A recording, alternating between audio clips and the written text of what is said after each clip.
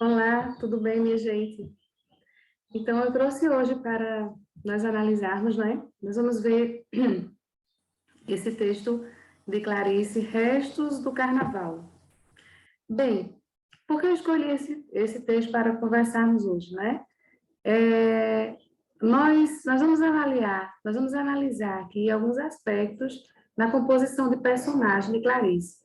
Nós sabemos que esse trecho aqui, Aprendendo a Viver, né, é de uma obra autobiográfica. Então, esses textos todos que nós estamos analisando recentemente, né, eu vi a semana passada, vocês podem conferir aí no canal. Hoje nós vamos ver Restos do Carnaval. Bem, então nós vamos ver composição do personagem, né, embora seja autobiográfico, mas nós sabemos aqui que há toda, né, essa formulação belíssima de Clarice ao compor a personagem principal, né, e, além do mais, a questão de associar, ela tem uma preocupação grande com os títulos, né, já falei algumas vezes, Restos do Carnaval é bem pertinente a esse texto, há algumas resenhas, algumas análises na internet, né, mas o que me chama a atenção mesmo é, em relação ao título, Restos do Carnaval, a gente tem três aspectos aqui. A gente tem a fantasia dela, da personagem aqui, né, que é composta por restos, realmente, de uma outra menina, né? A mãe da menina compra papel crepom rosa para compor uma fantasia de rosa para a filha, e sobram, né, alguns papéis, sobra papel, e aí ela tem esses restos e compõe a fantasia dela.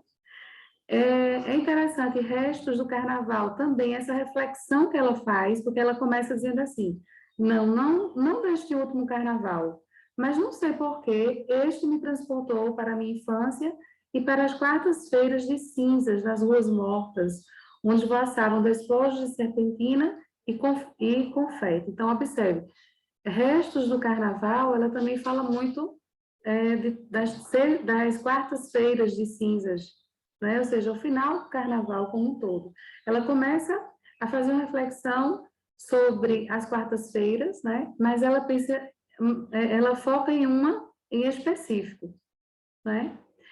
E a gente tem essa questão dos restos do Carnaval também como uma reflexão geral dela a respeito da vida, né, da infância, especialmente desse momento, dessa quarta-feira de cinza, em que ela, né, ela começa a pensar em um fato da infância associado a um processo importante na vida dela, né, de amadurecimento enquanto pessoa, né.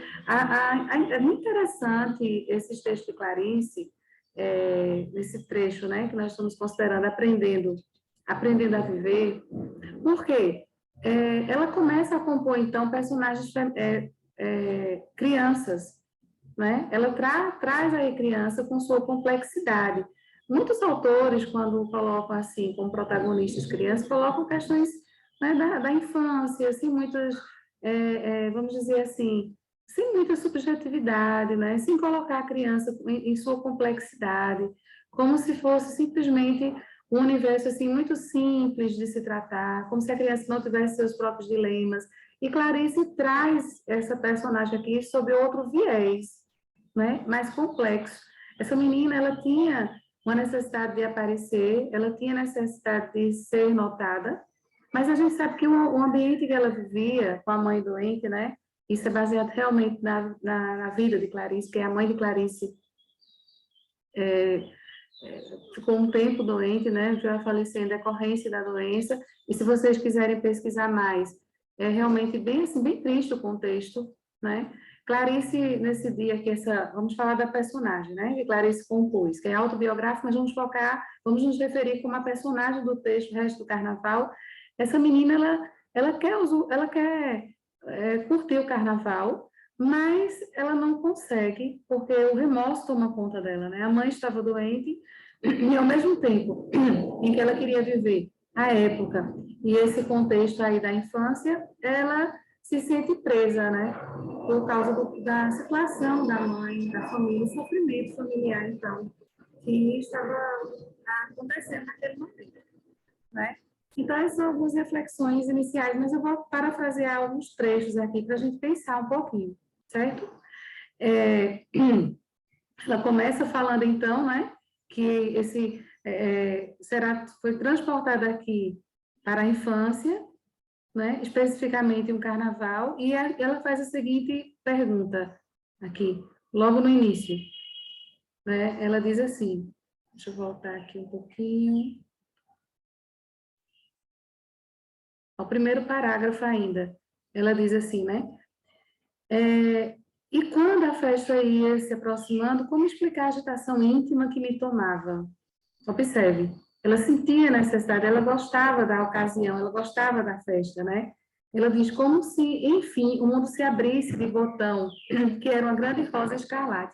Observe, isso aí é uma figura de linguagem, né? Clarice gosta muito desse jogo de palavras, dessas figuras de linguagem, como se o mundo se abrisse de botão. E veja que a fantasia que ela usa é de uma rosa, né? Isso é figurado porque, na verdade, aí representa a transformação dela também, o desabrochar, né? Era uma menina que estava vendo, já estava no processo também, né? Embora fosse muito nova aqui, mas ela tinha necessidade de ser notada, né? Ela sentia isso. Ela diz como se as ruas e praças do Recife, enfim, explicassem para que tinham sido feitas. Mais uma comparação, né? Como se as vozes humanas, enfim, cantassem a capacidade de prazer que era secreta em mim. Carnaval era meu, meu. Observe. Então, era uma ocasião que, para ela, naquele momento ali, era esperado, né? Ela gostava de viver o momento. Mas ela diz assim, veja o sentimentalismo dela aqui. No momento, no entanto, na realidade, eu dele pouco participava. Então, você sente aí uma frustração da parte dela, né? Nunca tinha ido a um baile infantil, nunca me havia fantasiado. Em compensação, deixavam-me ficar até umas 11 horas da noite à porta do pé da escada do sobrado onde morávamos, olhando ávida os outros se divertirem. Veja que ela sente falta dessa participação, né? Ela sente. Duas coisas preciosas eu ganhava então e economizava com avareza para durarem os 3 dias, para durarem os 3 dias de carnaval. Um lança-perfume e um saco de confete. Deixa eu colocar os óculos que eu não ler melhor. Claridade prejudica um pouquinho. Ah, veja, está se tornando difícil escrever. Veja a reflexão aqui, né? Da narradora, ó, da autora neste momento. Porque sinto como ficarei de coração escuro ao constatar que, mesmo me agregando tão pouco à alegria, eu era de tal modo sedenta que um quase nada já me tornava uma menina feliz. Um quase nada. Olha a figura de linguagem. Só esses confetes que ela ganhava aí, né? Esses confetes. Já dava aquela alegria, né? Que ela economizava. Ela dizia as máscaras. Isso aqui também é outra figura de linguagem que a gente poderia passar aqui horas falando desse aspecto que ela trata aqui, tá? Ela diz assim, eu tinha medo, mas era um medo vital e necessário, porque vinha ao encontro da minha mais profunda suspeita de que o rosto humano também fosse uma espécie de máscara. Veja que interessante. Ela fala das máscaras de carnaval, né, que as pessoas usavam para se fantasiar, mas ao mesmo tempo ela diz que era necessário, ela diz, né? Ela diz aqui, eu tinha um medo vital e necessário, porque veio ao encontro da minha mais profunda suspeita. Porque ela fala do rosto humano aqui, ela diz que algumas vezes as pessoas usam expressões como suspeita, ou melhor, perdão, como máscara. Ela suspeita disso, né? Porque ela mesma se diz aqui que fantasiava, se fantasiava, né? Ela parecia estar feliz, mas ela sentiu uma necessidade enorme de ser notada, de participar ali das festas, né? Nesse caso aqui do carnaval. Aí ele diz, continuando, deixa eu colocar outro trecho, que ela diz aqui, mas não me fantasiavam, tá vendo? Não me fantasiavam. Ela era uma criança, né? No meio das preocupações com minha mãe doente, ninguém em casa tinha cabeça para carnaval de criança. Mas eu pedia mas eu pedia a uma de minhas irmãs para enrolar aqueles meus cabelos lisos que me causavam tanto desgosto e tinha então a vaidade de possuir cabelos frisados, pelo menos durante 3 dias por ano. Nesses 3 dias ainda, minha irmã acedia ao meu sonho intenso de ser uma moça. Eu não podia esperar pela saída da infância, de uma infância vulnerável. Bem, tem muitos questionamentos em relação a este ponto de Clarice, né? Fala da questão dela sentir necessidade de ser alguém mais velho, né? Alguns acham aqui que há um pouco de erotismo, quando ela diz que passa batom vermelho, etc., batom bem forte. Eu acredito que o principal aí é a questão de Clarice, do eu lírico aqui que ela cria, né? Do eu personagem, melhor dizendo, fugir da realidade sofrida, né? Ela era vulnerável, veja, ela diz, não me fantasiavam, veja a passividade aí. Ela precisava que alguém fizesse algo por ela, né? Então ela ficava esperando que a irmã frisasse, ajudasse a enrolar os cabelos dela, né? Que ela queria ter cabelos frisados, ela reclama dos cabelos lisos. Aqui são as insatisfações, talvez, né? As inquietações de uma composição de uma personagem infantil, observe, né? E que era vulnerável. Então, eu acredito que a principal questão aí era que ela poderia, então, adulta, fazer alguma coisa por ela, né? Ela não precisava ficar à mercê dos outros, entende? Das irmãs mais velhas. Aí ela diz aqui, mas houve um carnaval diferente dos outros, tão milagroso que eu não conseguia acreditar que tanto me fosse dado. Eu que já aprender a pedir pouco, ela se contentava com pouco, né? Como ela disse logo assim, não quase nada, já a tornava feliz, tá vendo? Aí ela começa a contar a ocasião aqui em que a mãe dessa amiga resolveram fantasiar a filha, né? Do figurino de rosa, fantasiada de rosa. E ela disse que ela comprou muitas folhas de papel crepom cor-de-rosa, comprou muito. E ela disse que assistiu, boquiaberta, a fantasia tomando a forma e se criando. Ela ficou ali, né, animada e entusiasmada em ver se formando ali aquela fantasia de flor, que ela tanto admirava. Mas ela disse que aconteceu aí algo inesperado, sobrou papel, e muito. E a mãe da amiga, ela disse que, atendendo, né, ao meu apelo mudo, talvez porque a mãe visse que ela estava ali, né, tão feliz, observando a foto, feliz assim, sob o aspecto de entusiasmada, né, surpresa, emotiva com a ocasião e tudo mais, né, curtindo também da composição da fantasia. Ela disse que a mãe talvez tenha sentido, né, tenha atendido ao apelo mudo dela, né, ou desespero de inveja, que ela diz, ó, tá vendo? Ou talvez a mãe, por pura bondade, já que sobraram o papel, resolveu fazer uma fantasia para ela também de rosa, tá vendo? E ela diz, naquele carnaval, pois pela primeira vez na vida eu teria o que sempre quisera, ia ser outra que não eu mesma. Veja a composição dessa personagem. Criança, né? Queria ser outra. E ela diz, até os preparativos já me deixavam tonta de felicidade. É muito linda a composição do personagem que Clarice faz, né? Que você vai sentindo todo o êxtase ali, toda a ansiedade realmente, né? Que a criança que estava sentindo porque teria uma fantasia. Nunca me sentira tão ocupada. Tá vendo?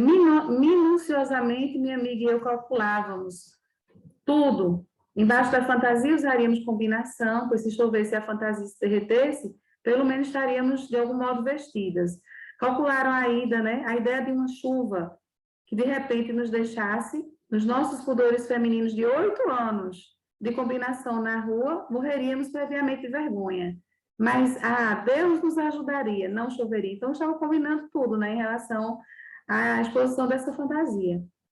Quanto ao fato de minha fantasia só existir por causa das sobras de outra, engoli com alguma dor o meu orgulho. A criança já tinha aquele orgulho, né?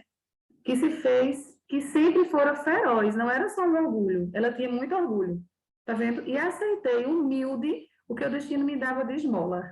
Você sente muito, né? Ela não tinha, ela ficou com o resto de uma amiga. Mas ela disse que aceitou, humilde, o que o destino me dava de esmola.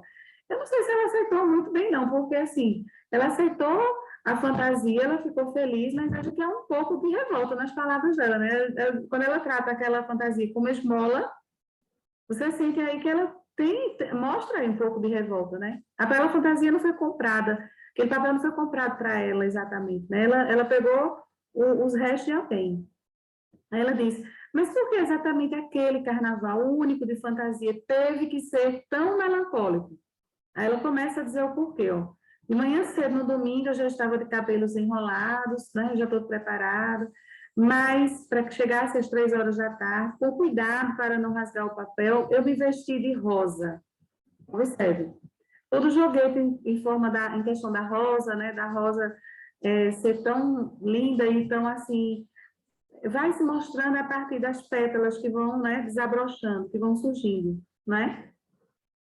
Porque até então o botão de rosa é ali, você não vê a beleza da rosa, só quando vão se abrindo as pétalas e ela vai surgindo, né? Aí ela diz, muitas coisas que me aconteceram tão piores que essas, eu já perdoei. No entanto, essa não posso sequer entender agora.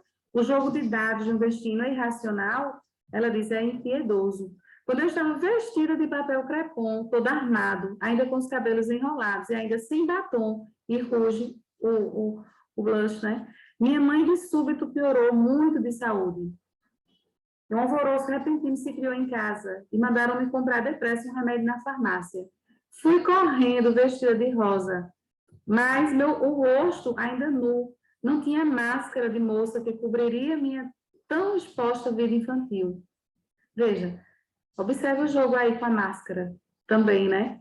Ela disse que aquela fantasia, aquele batom, tudo ia mascarar o rosto que ela ainda estava, né? O rosto que ela tinha ainda, a vida infantil que ela tinha. Tá vendo? Ela disse que foi correndo, correndo, perplexa, atônita, entre serpentinas, confetes e gritos de carnaval. A alegria dos outros me espantava. Por quê? Porque ela não estava alegre, né? Ela estava triste, ela estava correndo para comprar um remédio para a mãe que piorou gravemente. Quando horas depois a atmosfera em casa acalmou-se, minha irmã me penteou e pintou-me. Mas alguma coisa tinha morrido em mim. E como nas histórias que eu havia lido sobre fadas que encantavam e desencantavam pessoas, eu fora desencantada. Não era mais uma rosa, era de novo uma simples menina. Desci até a rua e ali de pé eu não era uma flor, era um palhaço pensativo de lábios encarnados. Veja como ela, né, toda aquela fantasia foi perdida pelo sofrimento que ela viu, né, a mãe passar. Ela disse que foi desencantada. Não sentia mais uma rosa, mas como ela estava toda fantasiada, ela disse que sentiu-se ali como um palhaço pensativo de lábios encarnados. Né? Aquele batom vermelho e aquela fantasia de rosa não estavam, assim, fazendo ela sentir mais como uma moça, né? Como uma rosa linda. Mas o sofrimento do momento fez com que ela sentisse um palhaço, né? E se sentiu incomodada, então. Ela diz, na minha fome de sentir êxtase, às vezes, começava a ficar alegre, mas com remorso, lembrava-me do estado grave de minha mãe e, de novo, eu morria. Ou seja, ela queria, né, aproveitar, mas ela sabia que, ao mesmo tempo que ela estava alegre ali, queria, né, aproveitar o momento, mas a mãe estava doente e ela disse que morria. Obviamente, o sentido ali, né, o sentido aí é figurado para dizer que ela não acompanhava, ela não se sentia feliz, né? Só horas depois é que veio a salvação. E se depressa agarrei-me a ela, é porque tanto precisava me salvar. Salvar da tristeza, da frustração, né? Ela termina falando que o menino de 12 anos passou por ela, que para ela, né, que tinha 8 anos, era um rapazinho, né? Ela disse, significava para mim um rapaz, esse menino muito bonito parou diante de mim, e uma mistura de carinho, grossura, brincadeira e sensualidade, entre aspas, né? Porque notou, achou uma menina bonita, cobriu os meus cabelos já lisos, já tinha se desmanchado, então os frisos, né? De confete. Por um instante ficamos de frente, nos defrontando, sorrindo sem falar. E eu, observe, mulherzinha de 8 anos, considerei pelo resto da noite, enfim, alguém me havia reconhecido. E eu era, sim, uma rosa. Observe, nesse momento, né, ela começa, esse momento, assim, marcou, né? Ela disse que se apegou a este momento que surgiu, essa oportunidade de ser notada, né? Ela diz, agarrei-me porque precisava me salvar. Aquele momento, né, de desgosto que estava realmente assolando o dia, o fato da mãe ter piorado, e ela ter toda aquela expectativa, né, de ostentar a fantasia que nunca tivera antes, ela é quebrada. Então, esse momento que ela é notada por um menino de 12 anos, que para ela já era o quê? Um rapaz, é especial, é todo especial, né? Muda assim, o contexto. Ela se sente notada. Ela, naquele momento eu era Rosa, que era o que ela queria ser vista, né? É como ela queria ser vista naquele dia. Ela queria ser vista como Rosa. Mas vejo que no contexto todo de sofrimento, de desgosto, de remorso, ela se sente, em determinado momento, um palhaço, de lábios encarnados, de um batom vermelho. Então, mais uma vez, a gente observa aqui, né, o simbolismo, vamos dizer assim, o figurado na composição, né, e como nas composições de Clarice, e como ela compõe personagens de maneira tão extraordinária, né? Mesmo quando trata aqui de um texto autobiográfico, mas a gente consegue sentir todas as emoções e perceber a complexidade dessa personagem infantil, né? Criança. Então, espero que vocês tenham gostado de mais uma conversa, né? Sobre um texto de Clarice e esse entendimento de personagem, certo? Um abraço, até a próxima.